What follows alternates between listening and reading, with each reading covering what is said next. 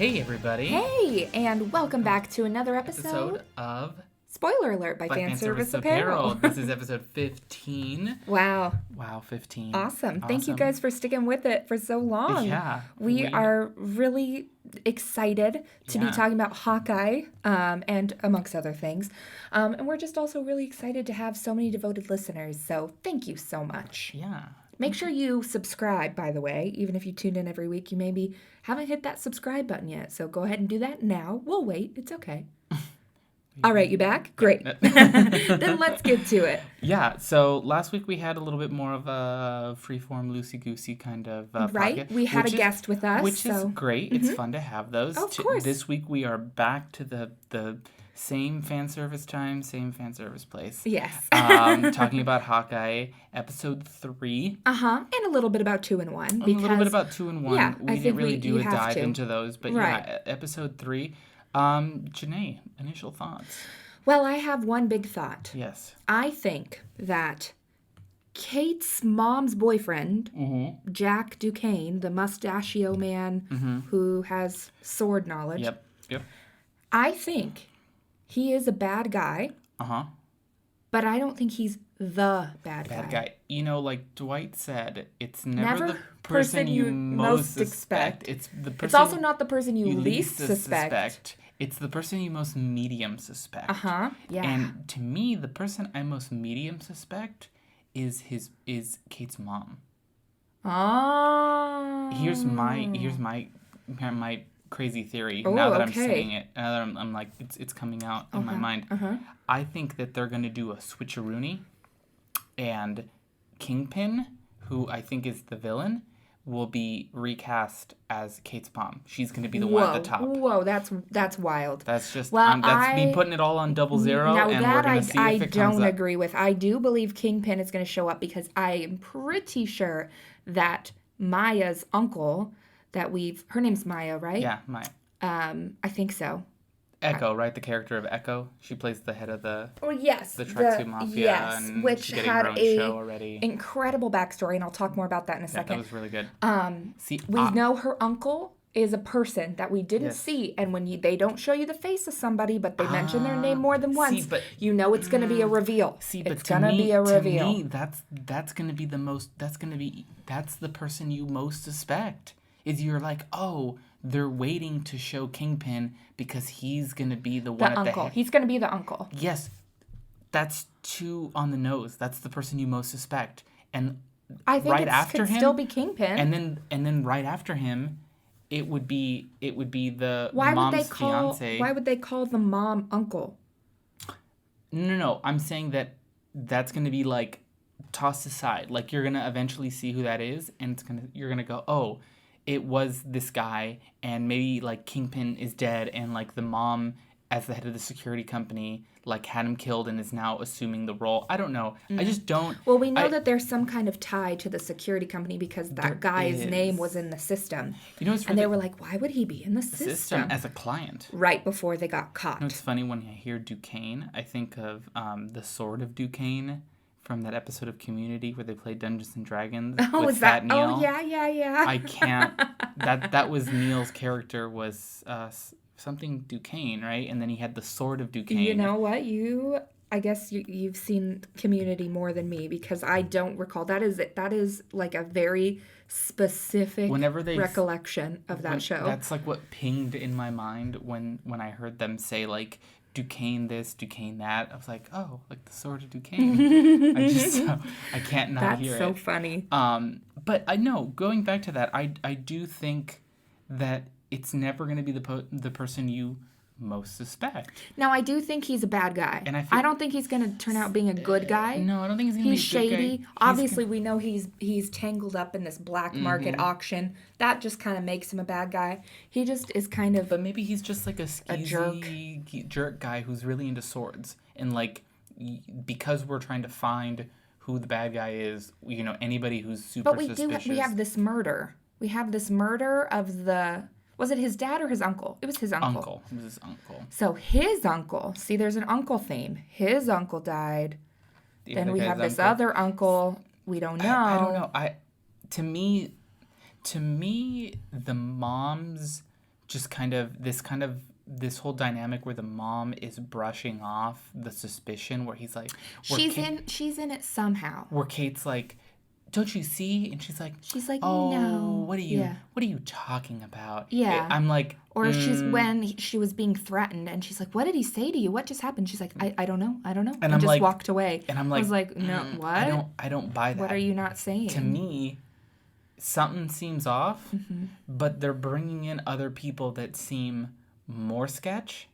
So her mom is, to me, falling in the most medium suspect. I could see that. Right? I could see that. She's not innocent. You know, and they did put her in like a red power jumpsuit. And she had like that fur coat. That's very villain looking. You're right. And then she's like, again, everybody like the fiance seems sketch, this other people seem sketch, and she's like not sketch, but almost very intentionally not giving an opinion, like very neutral, which makes me think that she is like, maybe the fiance is gonna end up being just like a ditzy guy who doesn't even know what's going on, and then it's like, wait, but if you weren't behind it, who was? And then it's like, surprise, well, it was he knows something about something, because there was that hushed conversation between him and the uncle during the auction. They were both trying to bid on the Ronin sword, like, and outbid each other. Yeah. Obviously, he just likes swords, so like, could it just be innocent that he just wanted another sword? Sure, but I do think there's something. I don't know, to but it. see, I think that having been shown that, it leads me to believe that that's not necessary. I think we were shown it, and we are now coming to that conclusion because we were shown that piece, and yet we're not supposed to know yet. So anything that feels like too much of a gotcha, I think was purposefully done to be a red herring. You know, they were talking about like the Duquesne guy doesn't have any money. Remember that the exchange with the uncle where they're like, you can't bid on it, you're broke. And he's like, well, I won't be broke once we're married, kind of thing. So maybe this whole like back and forth was just about money, and this guy's just like this playboy that buys black market goods, and he's just kind of like an aloof, like, you know, not an aloof because he does fencing and whatnot, but like maybe he's just broke. And, like, that's his sketchiness, is really just trying to lock down somebody to pay for his... Well, Kate did point out that he clearly did lie about his sword fighting ability. Yeah. That he said he didn't know how, and then he parried without even looking. Which, so, Why would he lie about that? Why would he play coy? Yeah. Why would he offer her that butterscotch? That seemed like something. No, but see, to me, that seems like... this family has had money for so long that they have their name put on butterscotches. So it's just, to me, it's more of a sign of the type of lifestyle that he's accustomed to, more than something sketchy. And I'm thinking what's good, like, this is my wager, is that he's just this guy, a playboy that's So broke. You don't even think he's a bad guy at all? I just think he's You think he's just a chaotic neutral. Okay. I think he's chaotic neutral. Interesting. I do think he's a bad guy. I just don't think he's the bad guy. The main boss fight at the end. You know what I mean? That's what I feel. What do you guys think? We really would like to hear your opinion before more episodes come out, when we start getting... That's the thing. It's so fun to be at this point, 3 episodes into a show, where you really kind of got a feel for maybe a trajectory of the show, kind of what's at stake, and you can kind of start to hypothesize. So it's really fun before episode 4 comes out to, be thinking about this and stuff. But what? No, you go. I just wanted to take a minute to talk about the backstory that we got at the beginning of episode 3. Yeah. So at the end of episode 2... we see Maya, before we see her face, we see her hand touching a speaker. And I immediately... You called it. I called it right away. I'm like, oh, she's deaf. That she was feeling the vibrations. Like no other person would just be touching the speaker. Right. And the way that they filmed her, and the fact that she had her hand on like that part of the speaker that would vibrate. I was like, oh, she's going to be a deaf character. And I'm like, and Hawkeye's losing his hearing. This is going to make sense. And sure enough, that's what we have. What I didn't expect was for season 3 to start with this villain's Episode backstory. 3. I'm sorry, episode 3. Thank you. To start with this backstory, because I feel like most often in the Marvel Universe, when we get a villain introduced, we don't hear their backstory for a long time. I think that's what maybe gives you a hint that she's not going to stay a villain. Because remember, she is the character in the comics of Echo. And, well, I don't think most people know that. And from the comics, the kind of the character she plays has this alter ego named Echo, which ends up becoming like a pseudo good guy. Crime fighter. Let's call it crime fighter. But when Marvel during the Disney Plus Day announced all the new Marvel shows coming out to Disney Plus, Echo was one of them. So, but there's a very good chance, unless they're throwing us for a curveball, this is the person that is getting a show. Right, you're right. So I'm thinking that we're getting this because of that. I think that's absolutely true, and I think that starting this way, this episode with this whole backstory, this whole lead up to who she is, why she became the way she is, we immediately have compassion for her because we know what she has overcome. I was sad. I was heartbroken in that just the first 10 minutes or whatever it was, seeing this story. First, she is hearing impaired and how difficult it is for her in her classroom. You feel sympathy for that. Then you see her in her martial arts class, and the kid's like, I don't want to fight this little girl or whatever. And then you see that she has limb differences and that she has a prosthetic leg. And you're like, oh, right? They showed that, right? That she has a prosthetic foot. And you're like, oh my gosh, wow, okay, she's dealing with a lot, this little girl. And she is strong, and she fights, and she learns how to do all of these things. Not quite unlike Kate Bishop, who goes through loss early in her life and then decides to commit herself to training in martial arts, fencing and archery. Yeah. So you have two very strong females who I'm assuming are about the same age because we saw them both in 2007, right? No, we saw, I think, when was 2012, because that was during the Battle of New York at the very episode 1 at the beginning. That was 2012. That was 2012. Okay, well she's like a little girl but older, and then 2007 she's like a little girl but younger. They're probably a few years apart. Sure. Similar age, not the same backstory, but that they both dealt with hardship in their personal lives that ended up making them want to commit to learning to fight. Was it just me, or he was in it for very little, but Kate has this memory of her father that she's saying, she's mentioned it in the 3rd episode, that he was like a what did she say? Like a hero, that she looked up to him. Yeah, that he fought for crazy. He helped people. She said something about him helping people.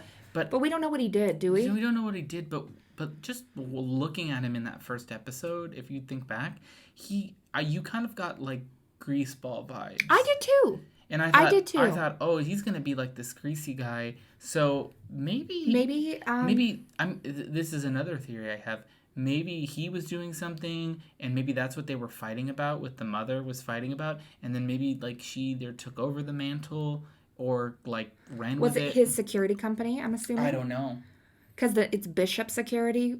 Yeah, it would have been. Yeah, I'm assuming that was him, his name. Maybe she took over all the clients, including all the organized crime, and kind of like. Maybe. That's totally possible. That's what there I'm could thinking. be these ties. But he was wearing like a leather jacket. He had but they clearly have money. Like they live it up. Yeah. Kate went to some fancy school, which is immediately where she's diverged from Echo. Yes. Yes. They very different upbringing in the economic status kind of way. Yeah. So yes, I think that is important, but it's true. It might be revealed that he wasn't the good guy she thought he was. Mm. Ooh. I just thought of this. Tell me. Spicy hot take. What if she finds that out and then she thinks like, oh, well, at least I have Clint to look up to, because really she does. And then she finds out he was Ronan. So she also feels conflicted that he was someone she couldn't trust either. Because she doesn't know he's Ronan yet. No, she doesn't, but she's like, it must have been someone close to you. She doesn't have any, like, personal vendetta against Ronan, though, right? It would just be more of kind of like a character betrayal, not necessarily like feeling like she didn't know who her father was and he wasn't the good guy she thought he was. And then same with Hawkeye. He wasn't the good guy she thought he was. I could see that. It's possible. It's very possible. Also, it could be possible that maybe her father isn't dead. We didn't see him die. No, they ran out of the building and then we're told he died. There was some stuff at the beginning there that we glaze over that I think is going to come back to be very important. Where she couldn't find either of her parents, and then the mother found her. So like, where did they go? Did they duck out somewhere? What was going on there that he just like disappeared? That's one thing. Right. Another thing is that whole conversation where she was being threatened by the uncle. Like, I think that was meant to be ambiguous, and I think that we're gonna get inside of that room later on, and I think we're gonna go, maybe the mom killed that uncle. Maybe I could see that. He threatened her. Then that same night he ended up dead. Maybe. Or maybe... And maybe his house was protected with her security so she could crack in or something. Yeah, I could see that. Maybe the uncle was supporting that guy, and she's like, look, you marry him, I'm cutting him off, you're going to have to pay for his lifestyle or something. Maybe. I think there's something there, because he seems like a very hoity-toity, and they're kind of really playing that up. Right. So, I don't know. And I think they're doing this, like, gray market bidding thing to maybe make you think that he's into nefarious stuff when really he's just kind of like a spoiled. Maybe. You know, because Kate, I mean, if you think about it, it's like very similar kind of background, at least from what we know now, where Kate came from a lot of money, had a lot of training, did the fencing, the karate, the archery, and everything. He could be the same way, where he came up just taking every class and taking every interest, but not really applying it anywhere. And they're very similar in that way, but she kind of split off this way, and he's kind of taken a different route. Very interesting. Yeah, I could see something. I think, yeah, it's true. It might just be that it might shake out to show that the good-bad thing is more of a gray area. We've been getting more of that. I've noticed. I mean, really, that's WandaVision. Wanda Loki held all these people captive, and they were treating her like a villain, trying to, get her to stop.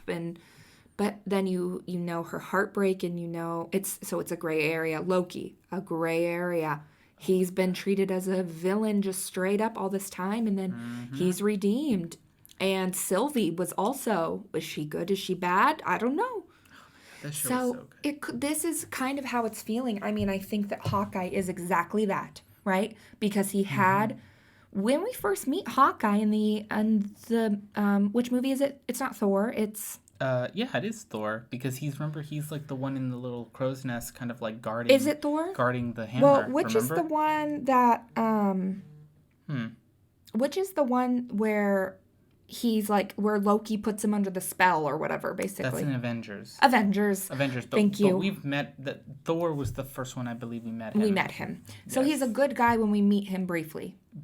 And then when we get to know him in Avengers, when he's under Loki's curse and he's a Loki guy, we don't like him because he seems bad. I know. And ever since then, it's hard to come around. It's hard to come around on him.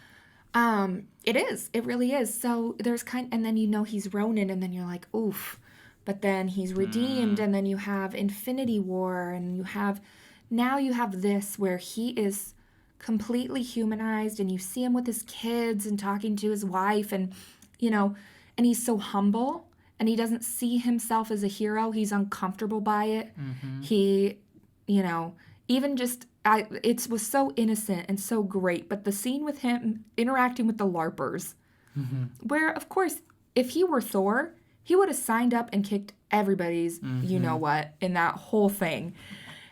He doesn't. He doesn't really want to do it. He doesn't really want to wear the armor, but then he doesn't want to fight the guy, and then he does, and he lets him win because it's going to make him happy. Then he just walks away, and that's that, right?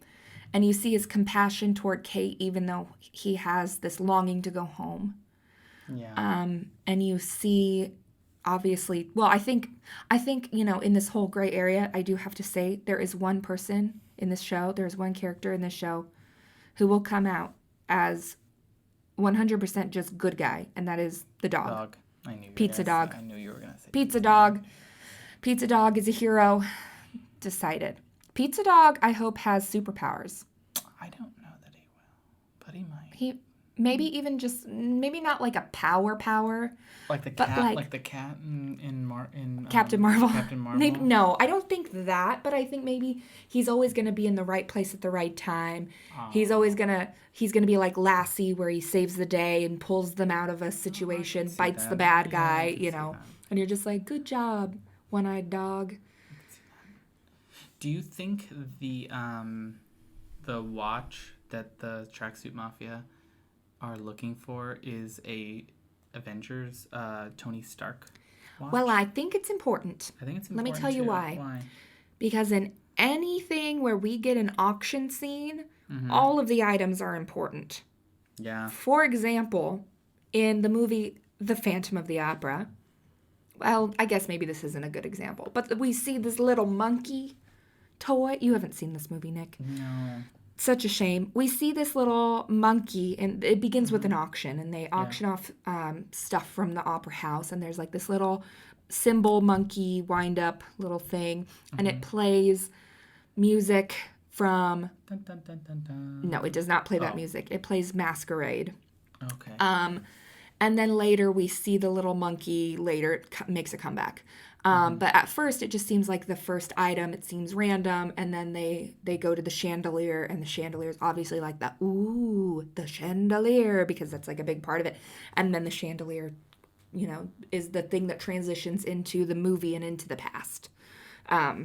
But then the little monkey you think is just, the warm-up item or whatever to set the scene of an auction, but it's still important. So I'm saying...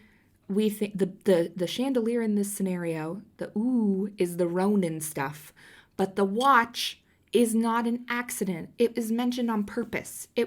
Well, I mentioned, but it's the monkey with the symbols. You overheard them say, like, we got to get the watch. Like, that was the thing that they were getting. Right. And I'm thinking, remember the watch, I think it was in The Winter Soldier, where Tony Stark has, like, a watch that he could, like, pull over his wrist, and it, like, his hand... has like the Iron Man suit on it, but it's just his hand with a repulsor.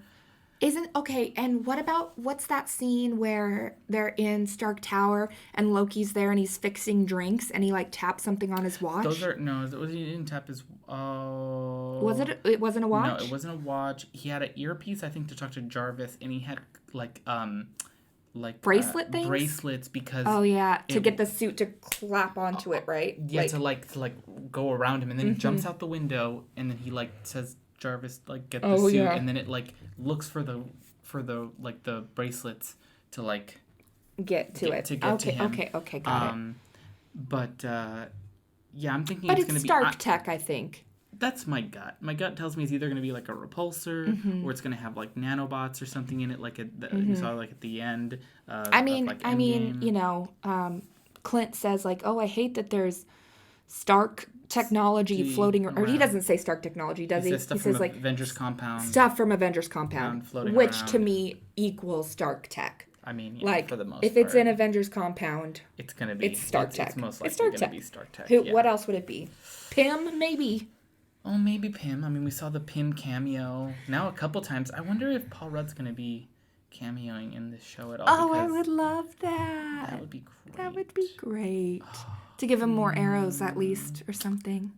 That was such a funny moment. It was one of those moments where when he pulls back the arrow and it kind of, for a split second, shows you it says Pym. We were like, ooh, Easter egg.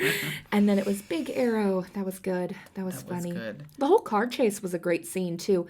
The way it was filmed, I was in the back of the car as the camera kept going 360, 360. It almost felt like a music video. I feel like that's something I would have seen like in a old yeah. MTV music video. Where you're just looking through all the windows of the car and, it it's just turning uses like the continually. back pillars as kind of like the cut point so that you can actually have cuts, but Yeah. it looks like one continuous. Oh, it was great. It was great. It was great. So many good, not, I wouldn't say Easter eggs, but good logos and company names and icons like, and stuff like Trust a Bro. That was really good. Or Rogers the Musical. Rogers the Musical. I'm going to need to learn that song. I'm going to need the lyrics. All day. Beautiful, beautiful. You've got the part. Thank you. I could be Ant-Man. That wasn't even there. That was so funny. He wasn't even there for this. But anyways, speaking of logos, we have some amazing new merch. We do. If you are a fan of Hawkeye, which you probably are because you're listening to this, go check out our shop and get yourself a Trust a Bro shirt. Trust a Bro Moving Company. Or a Rogers the Musical shirt, that you sticker, or poster for your wall. Yeah, and we made sure that the shirt really did feel like the merch shirt you would have picked up at a Broadway musical. Jené, being very well versed in Broadway musicals, as you can tell from my Phantom of the Opera reference. Yep, which I'm guessing is about some kind of monkey that makes chandeliers. You got it. That's exactly what the whole thing's about. I'm so good at that. The title's a little misleading. It is misleading. Maybe it's a ghost monkey. And he hangs from the chandeliers? You can only find out if you watch it. Okay. Anyways, but yes, the shirt feels like you went to the merch booth at Rogers the Musical and picked up your shirt or your poster, of course. They sell posters, right? Yes, of course they do. Of course, people definitely have that. So there's multiple sizes. It also makes a great Christmas gift, holiday gift for anybody who's a fan. Christmas is right around the corner. It's true. It's true. Like, expedited shipping right around the corner. I know, we're coming up on shipping deadlines with everything that's coming up. Oh my gosh, yes. Christmas, logistics, we don't have to tell you. Yeah, it's been nuts. All that to say, check out the new merch on the shop. We would love it if you would shop with us this holiday season for yourself or for friends, because it's great to support small businesses like us and help us with, this podcast, making it possible, honestly, and helping support our dreams. Yeah. Our nerdy dreams. Nerdy dreams. Who else is going to remember that Duquesne was also the name of a character in D&D and Community? Honestly. This is information you need in your day-to-day lives. It's true. It's so true. So, anyway. I think we're going to wrap it up for this episode of Spoiler Alert. Yeah. But thanks for listening, everybody. Thanks so much. And don't forget to, like I said, subscribe, but also give us a follow. You can follow Fan Service Apparel on Instagram or Facebook. And please send us a comment with your fan theory for what's going to happen, because I'm putting my money on Kate's mom being the real kingpin. And you might have convinced me a little bit. I don't know if she's kingpin, but I'm starting to think she's a bad guy. Putting all my chips on 00. Oh boy. See what happens. Oh boy. Interesting stuff. All right. Well, thanks so much for listening, guys, and we'll see you next week. Okay. Bye. Bye.